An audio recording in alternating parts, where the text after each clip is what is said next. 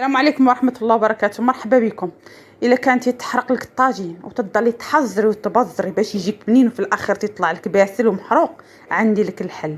طاجين مخير تيجي بنين، ريحته تتشم وتاكلي صبيعاتك وراه.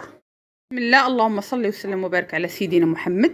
نبداو بالطاجين ديالنا اللي تيجي بنين بواحد الطريقه انا مختلفه تقريبا الطريقه غتجربيها وان شاء الله غادي تعجبك وغتولي عندك معتمده.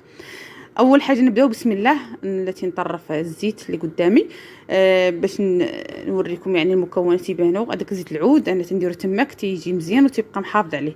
محتاجين بصله كبيره مشلضه، محتاجين مطيشه حبه كبيره او جوجات يكونوا محكوكين نيت. ومهم الخضره ديال الجلبانه تماك. الخضره اللي عندك موجوده، يا خيزو يا بطاطا، يا اللي انا دايره غندير بجلبانه وببطاطا وباللفت الابيض. العطريه اللي مهمه اللي تتعطي البنيه هذه اللي محتاجين فيها نص معلقه صغيره ديال عطريه اللحم. المهم الا ما كانش عندك عطريه اللحم انا نقول لك باش تعوضيها. نص معلقه صغيره ديال الخرقوم مخلط انا تنخلط الخرقوم مع زعفران. نص معلقه صغيره ديال الكزبر حبوب، راس معلقه ديال الابزار، نص معلقه صغيره ديال السكنجبير، وكذلك نص معلقه صغيره ديال التحميره، ونص معلقه ديال الكزبر حبوب. هنا عندي الحامض المصير والحامض العادي. الحامض العادي انا غنحتاجو في الاخير نقول لكم علاش. المهم هنا الحامض المصير. العطريه ديال اللحم وحكا راس معلقه ديال السمن وهادو وزعفران. هادو الا ما كانش عندكم ديروا ضويمه بلاصه هادشي. المهم هنا محتاجين الربطه ديال سميتو القزبر، يعني شويه من الربطه، يعني ماشي شي حاجه كثيره، شويه ديال القزبر مع واحد الفريع ديال الثومه مطحونين بوحدهم. هادوك بحال كيما تنبغيو نديرو في الشرموله ديال الحوت. غنبداو نشرملو. غنحتاجو واحد ربع كاس ديال الماء، غنديرو فيه داك شويه القزبر اللي مطحناه مع داك الراس. المهم فرع تاع الثومه من داك الراس الكبير خدينا واحد صغير بيت كما تنقولوا حنايا. غندير هذا وغنقطع شويه الحامض مصير طبيعه الحال الملح. الا درتو ضويمه راه ما غديروش الملح لان ما تحتاجوش الملح لان هي اصلا فيها الملح والحامض مصير كذلك. ومع المهم تنقول لكم انا الا درتي ضويمه انا عندي هاد العطريه ديال الحمراء تجي لذيذه مع داك الخلطه تاع الزعفران مع داك الرويس ديال السمن. هذاك راه تيجي بنين، خصوصا الا كان عندكم السمن الدايب راه ما شاء الله تيجي في الماكله ومعتبر. كيما شفتوا الشرموله غادي نشرمل بها اللحم، وعاد غندوز ندير شرموله ديال الخضره. دارموري اختي الخضره خصها تشرمل باش تجيك بنينه ما شاء الله. المهم غادي نشرملو ونخلي في القنت.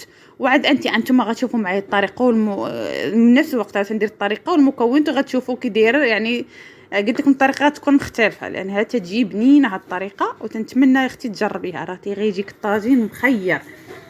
كما شفتوا غندير كاع الخضره كامله في هاد الطاسه.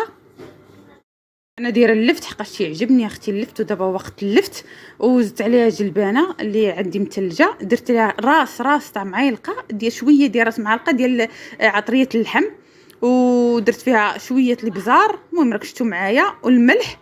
وغادي ندير فيها واحد العصره ديال الحامض. 10 ديال الحامض تجي بنينه، راه ما تيجي لا حامض لا والو، تعطي غير البنه فقط. وغادي نزيد واحد 2 معالق ديال زيت العود. زيت الزيتون اختي، زيت الزيتون ضروري تيبنن وتيجي رائع الطاجين به. كما قلت لكم ديك العطريه ديال اللحم اللي تنعاود ناكد لكم عليها. المهم اللي ما عندهاش ولا شي حاجه دير غير هذيك الضويمه فيها الكفايه، فيها كلشي داكشي.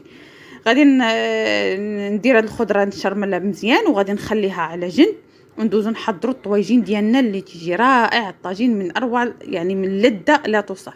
وكذلك نقول لكم الطريقه اللي تندير انا كيما شفتوا الطاجين. انا راه عندي ليه هذيك الحديده من التحت. المهم الا كان عندك غير الطاجين العادي باش ما يتحرقش الطاجين ديري الخباز اللي تنديرو ثقيل وتكون العافيه ميله. انا راه تنخلي العافيه الشمعه. راك شفتوا الطاجين تبارك الله ما عندي المحروق لا والو، تيبقى جديد ما شاء الله. درت البصله، درت شويه زيت العود مع شويه الروميه زيت العاديه. هذا توز من هذا علاش تيعدك مناش تهزيه، يعني مناش تحركي تيجيك حسن لي انا من الاخر الف مره. درت فيه البصله خليتها على نار مهيله، خليتها تشتي كي دارت هبطت ليا البصله. عاد غنحط حطيت اللحم المشرمل. غادي تا هو نشرملو واحد شويه، تا هو يهبط لي واحد شويه، تشرمل واحد شويه يشرب ليا هادشي العطريه اللي درنا وهادشي اللي شرملنا به صافي. وهذا غادي ندوزو تشوفوني اشنو غندير. الطريقه ديالي اللي تندير من الفوق واش نكمل باقي لنا مطيشه محكوكه راه ما درتهاش. غتشوفوا كيفاش دابا عاد زدت ديك مطيشه المحكوكه كما قلت لكم، حبه كبيره او جوجات صغارات. انا دايره هنا جوجات صغارات حقاش ما عنديش وحده كبيره. درتها فوق اللحم مباشره، تعطي اللذه وتعطي الخطوريه تجي ما شاء الله. ايوا دابا غادي نجيو نشطفوا الخضره. اول حاجه غنشطفوا الحاجه اللي تتشد لينا الوقت، بحال مثلا الا كان عندك خيزو ديريه هو الاول، عاد ديري بطاطا من وراء. دابا انا عندي اللفت درتو رقيق وغنديرو هو التحتاني لان تيعجبني انا المذاق ديال اللفت اختي وتيجي بنين، وغنديرو لتحت وعاد غادي ندير عليه بطاطا من الفوق، وكذلك غندير جلبانه وغادي نزوق بشي زيتونات، يعني اللي عندك زيتونه، كان عندي الاحمر والخضر زوقت بشويش من الفوق على حسب العين تتاكل. كذلك المهم شتي كما قلت كما راها يعني مرقده بديك الربيع وداك العطريه تتجي معطره، غير انا غادي نزيد واحد العطريه شويه من الاخر، نتوما تعرفوا شنو هي، ضروري غنزيد واحد شويه من الفوق في الاخير تتعطي اللذه اكثر بصراحه او تيجي بنين اكثر. المهم كيما شفتوا درت جلبانه. دابا داك اللي كنت مرقده فيه اللحم، هذه هي الجبانه اللي كنت مرقده فيها اللحم، زدت فيها شويه الماء فقط كيما شفتوا، شي ربع كاس على حسب، حقاش حنا دايرين مطيشه ديري البصله ديري داكشي، يعني كلشي غيطلق الماء صافي. درتها من الجناب باش ما تحرقش ليا، والعافيه كما قلت لكم مهيله. وديروا نتوما الا ما عندكمش هاد الحديده التحتانيه ديروا كما قلت لكم مردود او مقله لتحت باش ما تحرقش لكم الطاجين. اختي الا كنتي دايره غير العافيه مهيله راه ما كوني متاكده ما غاديش يتحرق لك الطاجين. المهم باقي لي حاجه كما قلت لكم درتها ولكن ما تصورتش هي، درت شويه زيت العود مع شويه الفلفله حمراء ودرتها من الفوق خطوط من الفوق وخليته هكا تيغلى ما شاء الله. دابا راه غادي تنبين لكم لان قرب يطيب. غير غنوريكم واحد الحاجه، مثلا الا كان بغى يفيض لك ولا شي حاجه صافي ديري واحد المعلقه صغيره من الجنب باش ما يفيضش لك هذا. كيما شفتوا هذاك الماء اللي درت معكم فقط باش ما يفيضش. وهانتي شوفوا تبارك الله راه تيجي بنين رائع والعافيه مهيله وتيطيب الطاجين تيجي ممتاز، تيجي من اروع ما يكون. تنتمنى يعني الطريقه اللي قدمت معكم اليوم تكون نالت الاعجاب ديالكم وتجربوها الطويجين. عرفتي راه ما شاء الله راه بنين بنين بنين بنين ما نعاود لكم عليه. هاتي ما كان بالصحه والراحه وتسناوني في الجديد.